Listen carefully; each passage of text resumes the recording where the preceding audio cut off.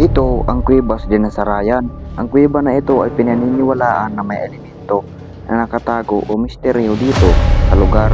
Bago pa man mangyari ang pandaigdigang pangalawang digmaan, na discover na ito ng mga tao noong 1890s. At magpahanggang sa ngayon, naging aktibo pa rin ito sa pagsupply ng tubig dito sa lugar. Nang makarating kami sa lokasyon, agad namin pinasok ang loob ng kuweba upang ma-explore ang loob nito.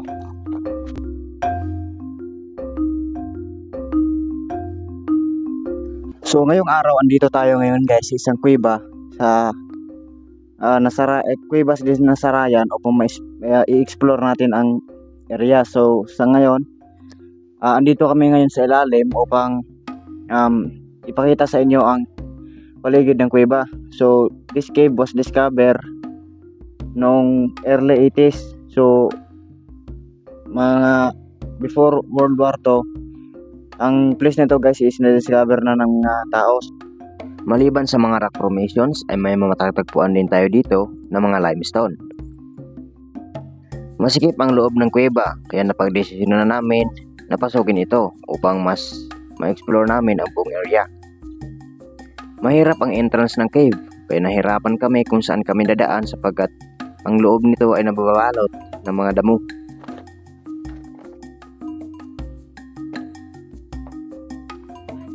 What up? So ngayon guys, andito na kami sa malapit na kami sa kuweba. So ngayon papasokan na namin guys. At kaninang madaling araw pa lang, mga 12 PM, pinuntahan namin tong place na to guys. Kaso lang hindi namin alam kung bakit lahat ng equipments namin guys is nalobat. Yung tripod, mic, at even yung cellphone ko guys is kunti yung battery na naiwan, kaya we can't tell that na ay mayroong entities dito, pero we'll just need to continue for investigating. So ngayon, andito na kami guys sa malapit na kami dito sa kuweba. So tara, puntahan natin guys.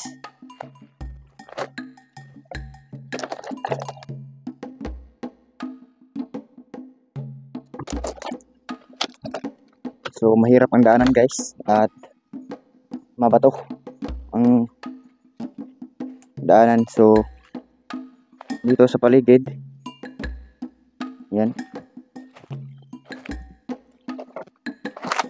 at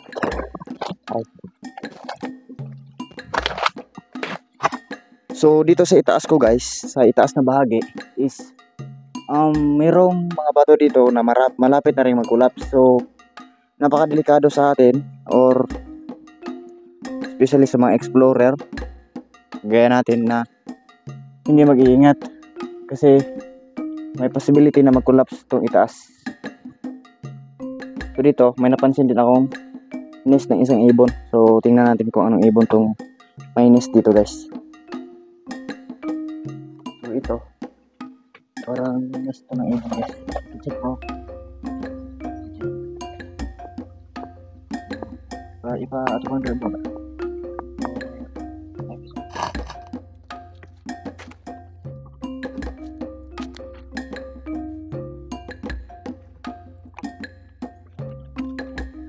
So sa mapapansin nyo guys, dito sa entrance ng kuweba or dito sa cave is may tubig.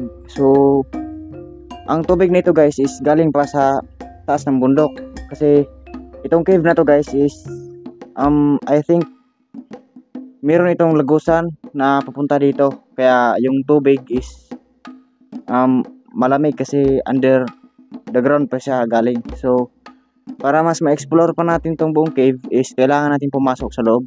So tara, samahan niyo ko guys. So ngayon guys, pasukin na namin tong kuweba. So dito na kami sa ilalim guys.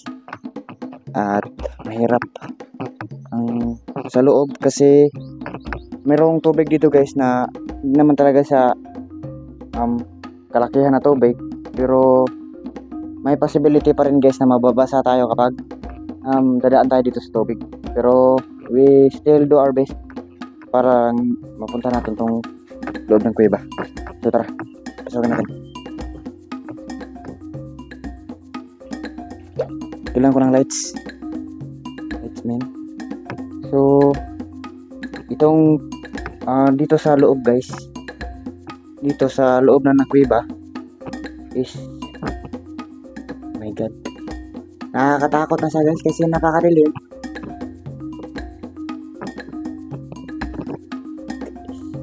So madilim dito guys. Hala.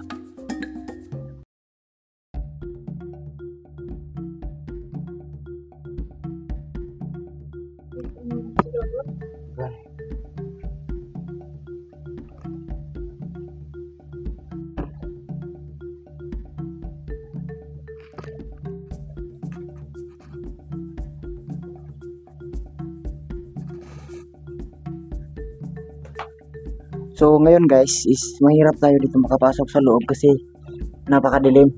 So ay, hindi pa natin alam kung anong dito, hindi pa natin alam kung ano tong na dito sa loob.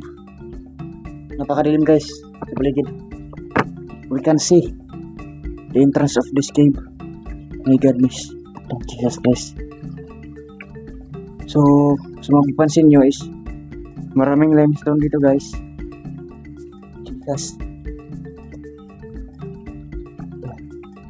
So napakadilim dito guys sa loob. At sa mapapansin nyo dito sa paligid, yung mga limestone is nandito pa. Yan. Kailangan natin mag-continue. So napakalamig din dito guys. Bakit? Wag. Bakit yun?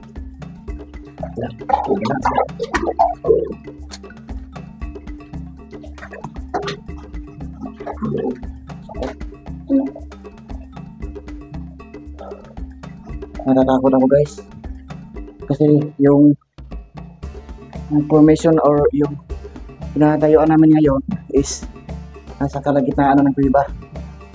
So kung titignan nyo, doon kami kanina. Tingnan nyo guys kung saan kami kanina.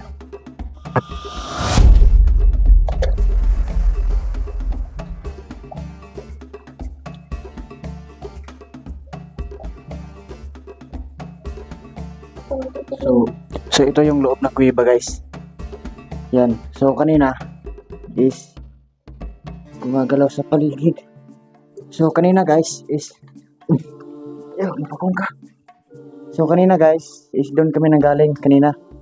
Yan si Kintoy is lalabas na siya kasi natatakot siya. So kanina dyan kami nanggaling. Dali sa atong lapuson. Diyan kami nanggaling kanina guys. Ayan. So sa mapapansin nyo is ang mga limestone dito guys. Yan. Mga limestone yan guys. Okay. Even though it's really dangerous in front of this cave or inside of this cave, but we still continue to exploring. So tara, explore pa natin ng patuloy guys. So tara guys, puntahan pa natin tong kabila o yung doon. So may apakan naman dito. Mahirapan lang talaga tayo kasi baka mauntog yung ulo natin sa mga limestone. Hinangkin ha.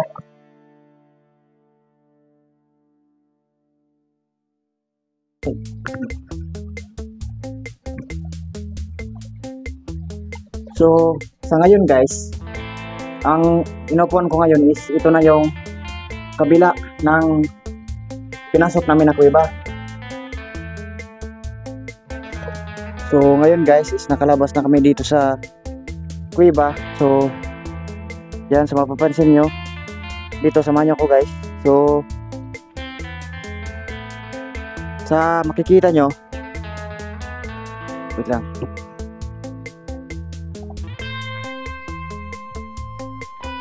So yan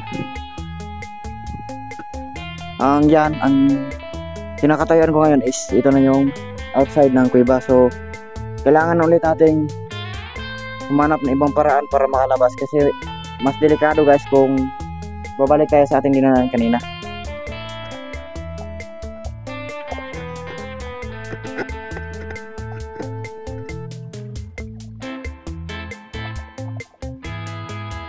So ngayon guys, babalik na kami sa aming dinaanan kasi wala kaming ibang choice para lumabas So tara. Pamping dong ha. Tingnan dito. So tara. Ikaw una. Huwag. Bawa na ya. So mahirap guys. Dumaan dito.